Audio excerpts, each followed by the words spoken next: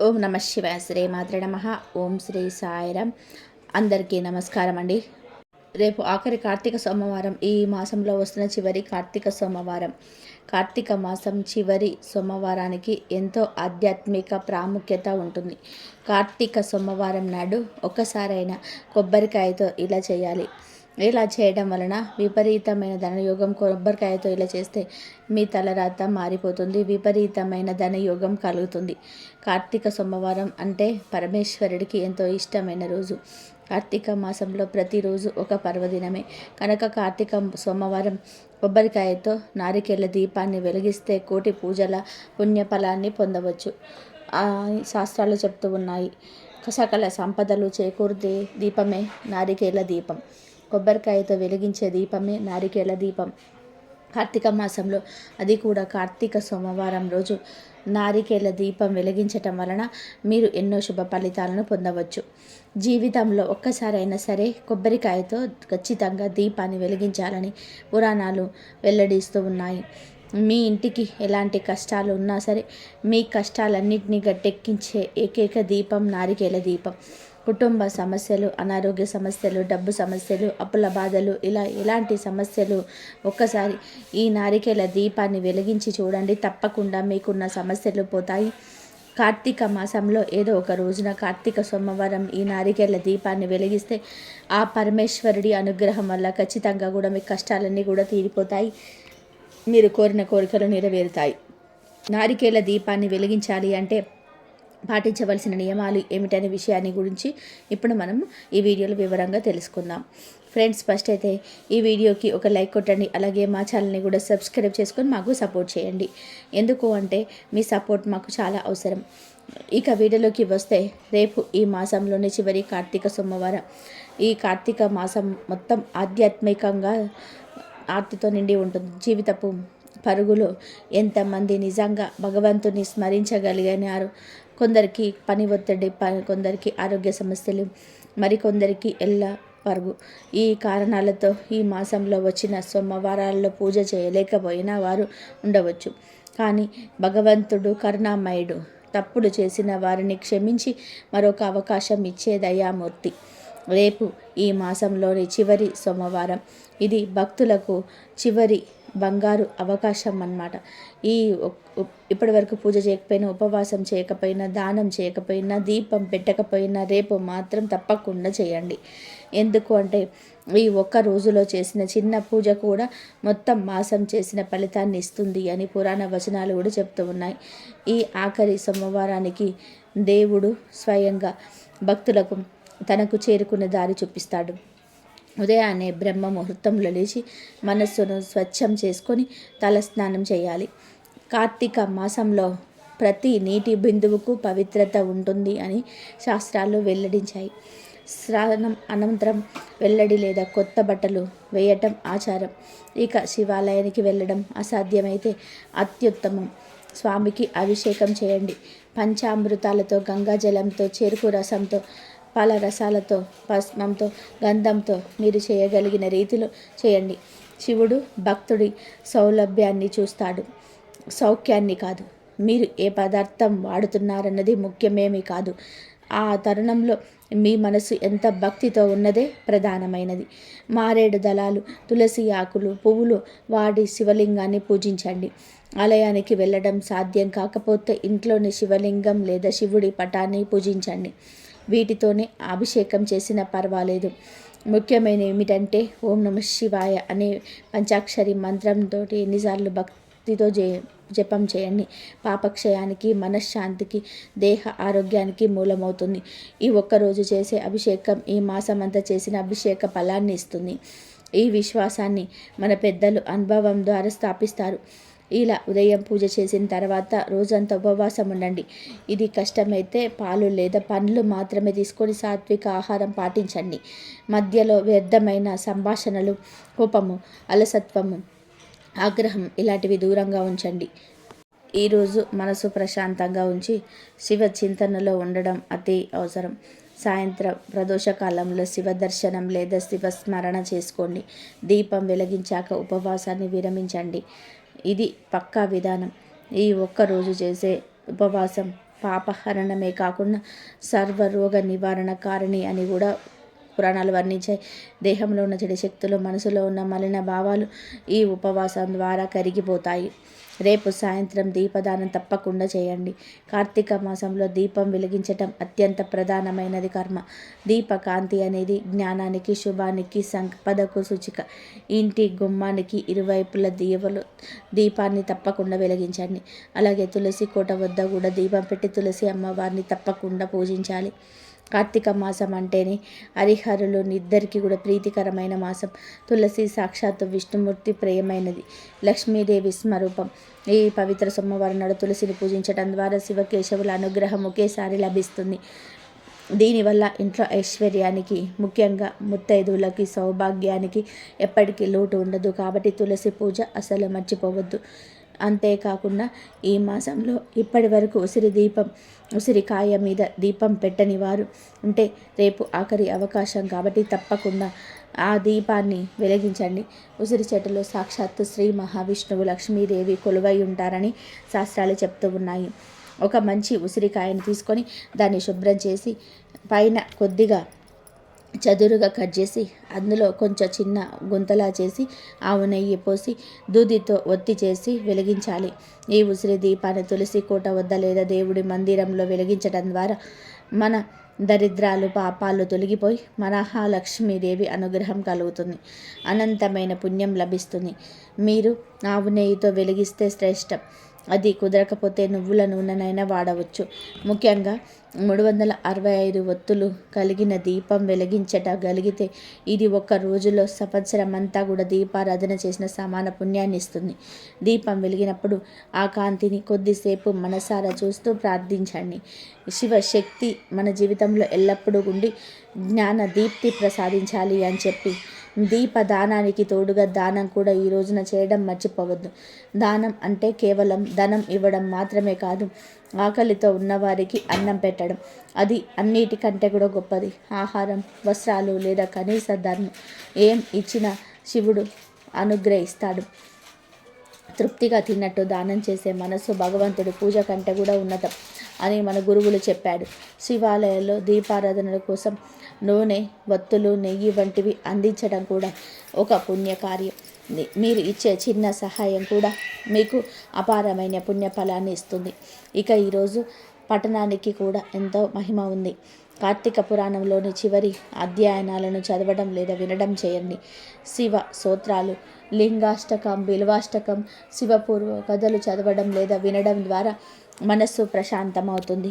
ఈరోజు చేసే స్తోత్ర పారాయణం ఈ మాసమంతా కూడా చేసిన పారాయణతో సంపూర్ణం. చదవటం కుదరకపోతే శివుడి గుణగణాలను మనసులో తలుచుకోండి. శివ కథలు చెప్పండి, పిల్లలకి వినిపించండి. ఇది కూడా పుణ్యమే. ఈ రేపటి రోజున ముఖ్యమైన విషయం గుర్తుపెట్టుకోండి. మనసులోని నెగటివ్ ఆలోచనలు, విరక్తి, కోపం ఇలాంటి దూరం పెట్టండి. ఆ రోజు ఎలాంటి బాధనలు, అధర్మపు మాటలు, వ్యర్థ ఖర్చులు చేయకండి. దీపం వెలిగించి శాంతంగా కూర్చొని ఓం నమ శివాయ అనే మంత్రాన్ని కనీసం 21 సార్లు జపించి రోజును ముగించండి. దీపం ఆగిపోయే వరకు ఎవరిని వాదించకూడదు. అశాంతం శాంతి భావంతో ఉండాలి. దీని వలన కుటుంబంలో శాంతి స్థిరమవుతుంది, శుభ శక్తులు నిలుస్తాయి.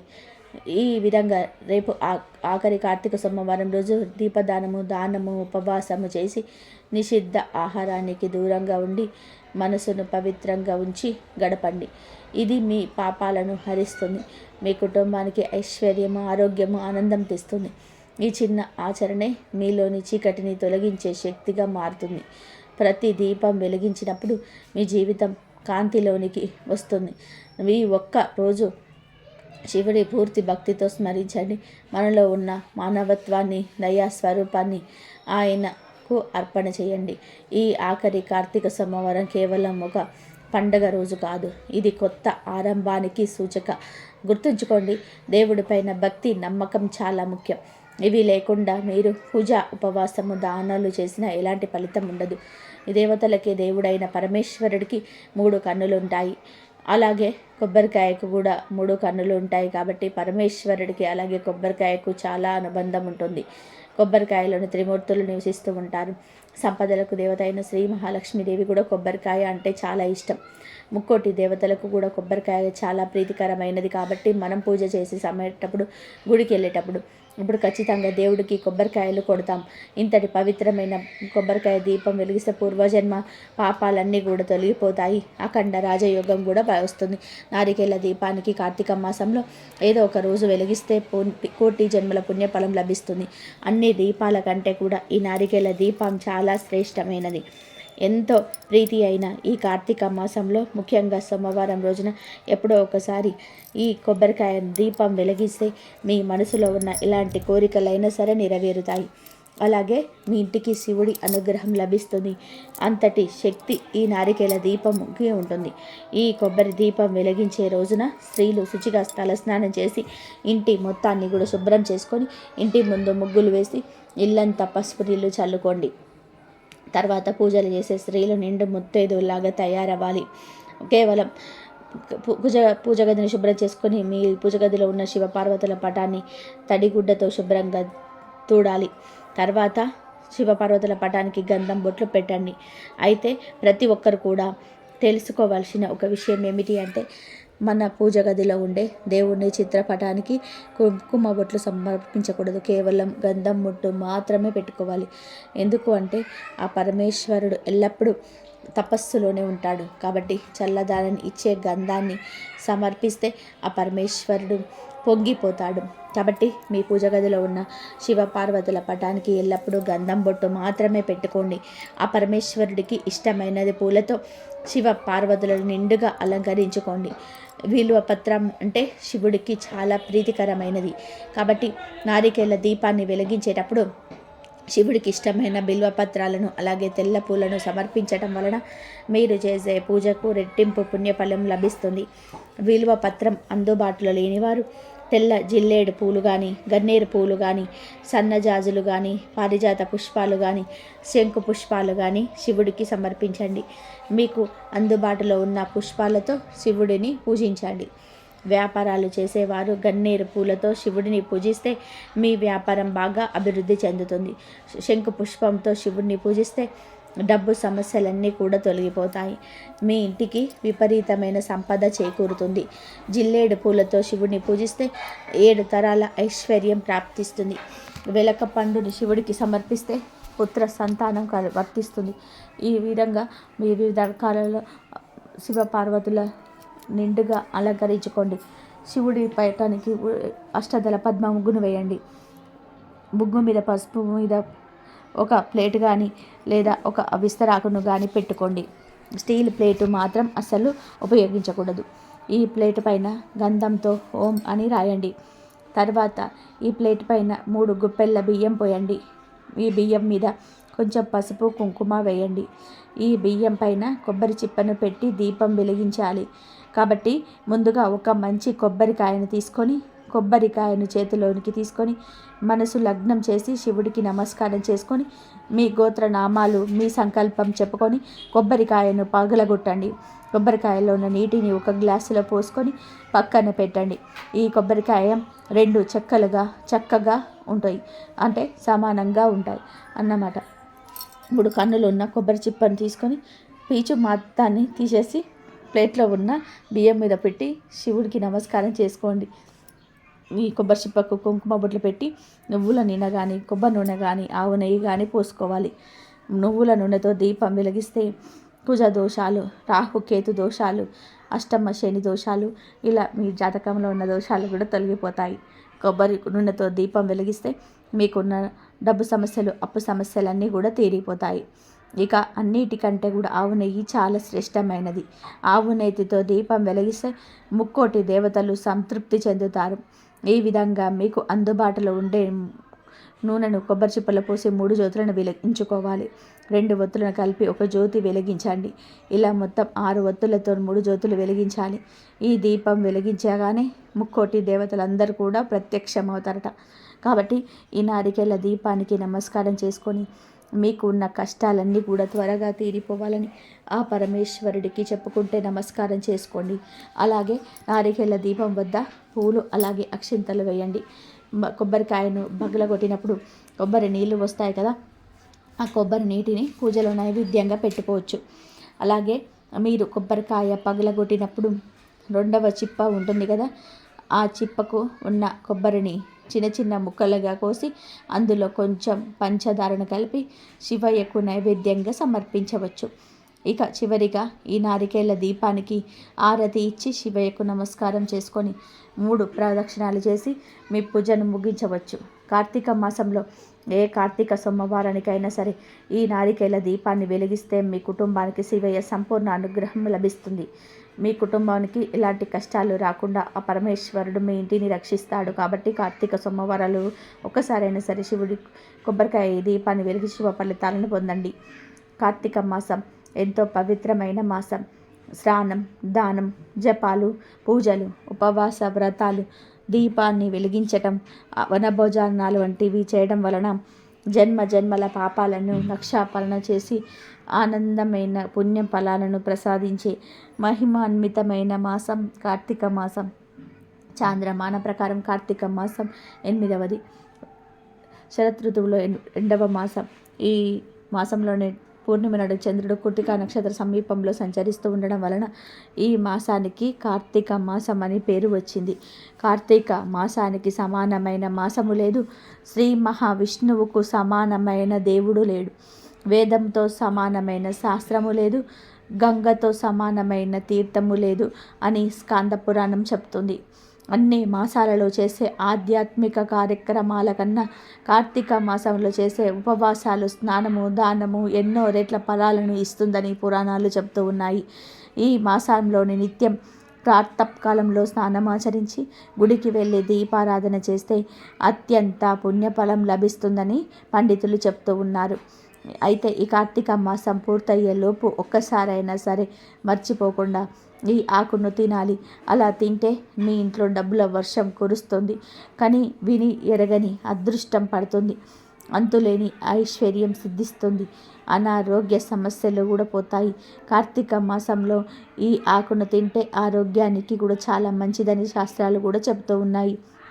మరి కార్తీక మాసంలో ఒక్కసారైనా తినాల్సిన ఆకు ఏమిటో ఇప్పుడు మనం ఈ వీడియోలో వివరంగా తెలుసుకుందాము.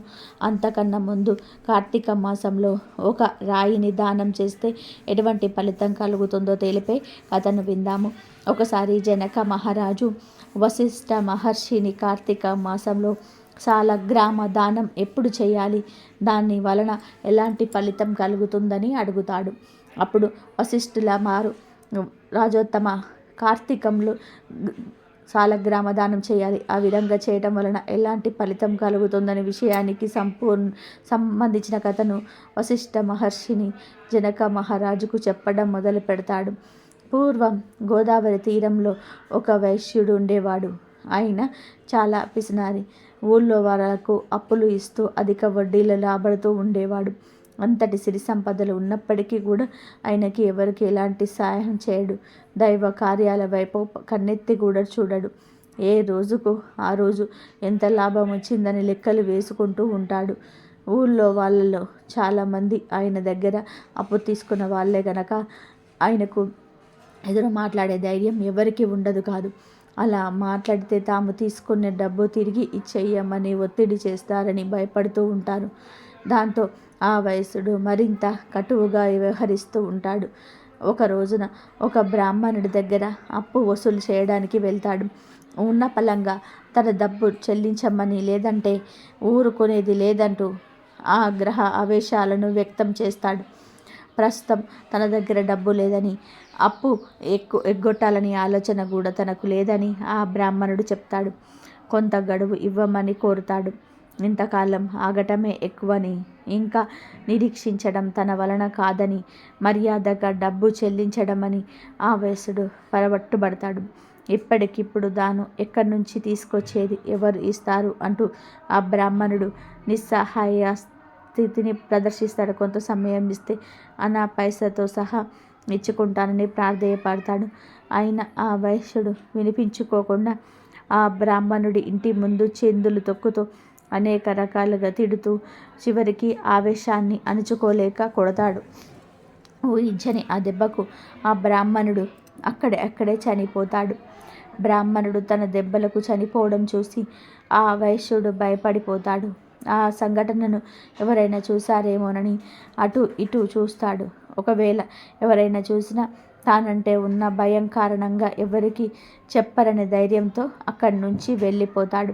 అయితే ఒకవేళ ఎవరైనా న్యాయాధికారితో చెబితే తమ పరిస్థితి ఏమిటన్న భయం ఆయనను వెంటాడుతూనే ఉంటుంది.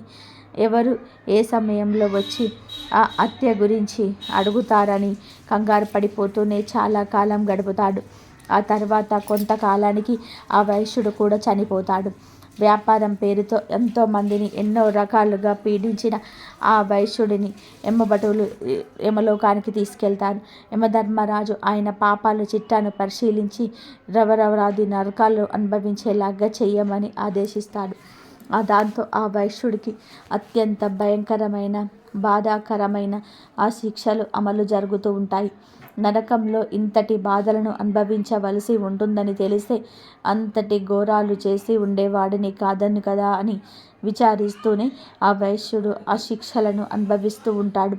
ఆ వైశ్యుడికి ధర్మవీరుడు అనే ఒక కొడుకు ఉంటాడు.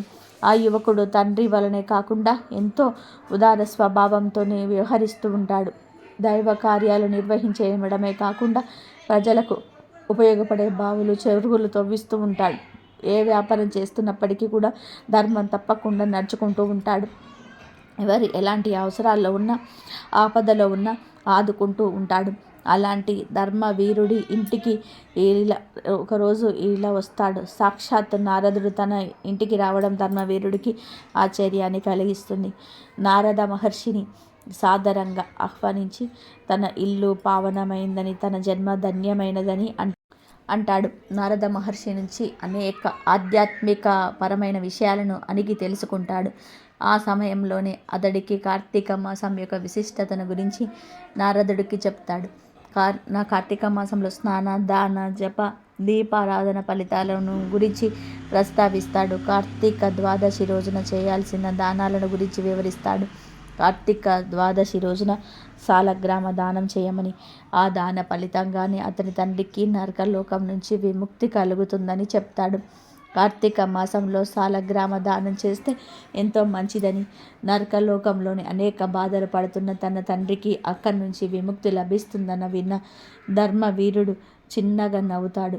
తాను ఎన్నో దానాలు ధర్మాలు చేశానని, అవన్నీ తన తండ్రిని నరకం నుంచి బయటపడలేకపోయినప్పుడు కేవలం ఒక రాయిని దానం ఇవ్వడం వలన ఆ పాపాన్ని జరుగుతుందా అని అంటాడు. రాయిని దానం చేయడం వలన అలాంటి ఫలితం ఉంటుందని తాను అనుకోవడం లేదని అంటాడు. ఏది దానం చేసినా అది తీసుకున్న వారికి ఉపయోగపడాలని, ఒక రాయి దేనికి ఉపయోగపడుతుందని ప్రశ్నిస్తాడు. అలాంటి ఉపయోగం లేని సాలగ్రామాన్ని దానం ఇవ్వలేనని చెప్తాడు. సాలగ్రామం గురించి అవగాహన లేకుండా ఆయన అలా మాట్లాడడం తాను చెప్తున్నా వినిపించుకోకపోవడంతో నారద మహర్షికి మౌనంగా అక్కడి నుంచి వెళ్ళిపోతాడు. అయితే నారద మహర్షికి అంతటి వాడు చెప్తూ ఉన్నా వినిపించుకోకుండా వలన సాలగ్రామాన్ని గురించి అవమానకరంగా మాట్లాడడం వలన ఆ పాపం ధర్మవీరుడి కాంతాలోనికి చేరిపోతుంది. ఫలితంగా ధర్మవీరుడు పులిగా, కోతిగా, ఆంబోతుగా అనేక జన్మలెత్తుతాడు. ఒక బ్రాహ్మణుడి ఇంట స్త్రీగా జన్మించి వైధవ్యాన్ని పొందుతాడు. అప్పుడు ఆ బ్రాహ్మణుడు తన కూతురు దోషాలను తొలగించుకోవడం కోసం, ఉత్తమ జన్మలు కలగడం కోసం సాలగ్రామం దానం చేస్తాడు. ఆ పుణ్య విశేషం వలన తమ 23వ జన్మలో ధర్మవీరుడు నియమ నిష్టలను ఎరిగిన ఒక బ్రాహ్మణ కుటుంబంలో జన్మిస్తాడు. పూర్వజన్మల వాసన వలన కార్తీక ద్వాదశి రోజున ఆయన సాలగ్రామ దానం చేస్తాడు. ధర్మవీరుడు చేసిన సాలగ్రామ దానం వలన ఆయనకు అనంతమైన పుణ్య ఫలితాలు లభిస్తాయి. అప్పటి వరకు లోకంలో అనేక బాధలను అనుభవిస్తూ వచ్చిన తన తండ్రి అయిన వశ్యుడు అందులో నుంచి బయటపడగలుగుతాడు. తన కుమారుడు చేసిన సాలగ్రామ దానం ఫలితంగా నరకం నుంచి విముక్తిని పొంది పుణ్యలోకాలకు వెళ్ళిపోతాడు. కార్తీక మాసంలో ద్వాదశి రోజున చేసే సాలగ్రామ దాన ఫలితం ఏ స్థాయిలో ఉంటుందో వివరించిన వశిష్ఠ మహర్షికి జనక మహారాజు భక్తి శ్రద్ధలతో నమస్కరిస్తాడు. ఇక వీడియోలోకి వస్తే, కార్తీక మాసంలో తప్పనిసరిగా ఒక్కసారైనా సరే బచ్చల కూర ఆకులు తినాలని శాస్త్రాలు చెప్తూ ఉన్నాయి. అంటే బచ్చల కూర వండుకొని తినాలి, లేదా పచ్చడి అయినా సరే చేసుకొని తినాలి. చాలామందికి ఈ విషయం తెలుసు. పల్లెటూళ్ళలో కంద, బచ్చలి కూరను కలిపి వండుకొని కార్తీక మాసంలో తింటారు. దీనిలో ఉల్లి, వెల్లుల్లిపాయ వేయకుండా తింటే చాలా మంచిది. కార్తీక మాసంలో ఈ బచ్చలి కూర తినడం వలన కని విని ఎరగని అదృష్టం మిమ్మల్ని వరిస్తుంది. తరగని ఐశ్వర్యం వస్తుంది. శివానుగ్రహం కలుగుతుంది. ఆరోగ్యానికి కూడా చాలా మంచిది గనక కార్తీక మాసంలో ఒక్కసారైనా సరే బచ్చల కూరను తినండి. బచ్చలి కూర చాలా మంచిది. బచ్చలి కూర తినడం వలన చురుకుదనం పెరుగుతుంది. బచ్చల కూర మన తెలుగు రాష్ట్రాలలో విరివిరిగా దొరుకుతుంది. బచ్చల కూర తినడం వలన మానసిక రోగాలు తగ్గుతాయి. అంతేకాదు ఈ ఆకులు తినడం వలన శరీరంలోని వ్యర్థాలు పోతాయి. కంటి చూపు మెరుగుపడుతుంది. బచ్చలి ఆకుల్లోని అనేక రకాల విటమిన్లు ఉంటాయి. ఒక బచ్చలి కూరను తింటే చర్మం బాగుంటుంది. రాత్రి సమయంలో బాగా నిద్ర పడుతుంది. అలసట ఉండదు. శక్తివంతంగా ఉంటారు. తరచూ బచ్చలి కూర తింటే చాలా శక్తివంతంగా మారుతారు. కార్తీక మాసంలోనే కనీసం ఒక్కసారైనా సరే బచ్చలి కూరను తింటే చలికాలంలో వచ్చే అనేక రకాల అనారోగ్య సమస్యల బారిన పడకుండా ఉంటారు. ఉల్లాసంగా ఉంటారని శాస్త్రాల్లో ఉంది కనుక కార్తీక మాసంలో ఒక్కసారైనా సరే బచ్చలి కూరను తినండి. మంచి ఆరోగ్యాన్ని పొంది ఆనందంగా జీవించండి. ఈ వీడియో కనుక మీకు నచ్చినట్లయితే ప్లీజ్ లైక్ చేయండి, షేర్ చేయండి, సబ్స్క్రైబ్ చేయండి. మరొక మంచి వీడియోతో మళ్ళీ కలుద్దాం. కాబట్టి రేపు కార్తీక మాసం చివరి రోజు గనక మీరు ఈ విధంగా చేసుకోండి. ఓం నమః శివాయ. శ్రీమాత్రే నమః. ఓం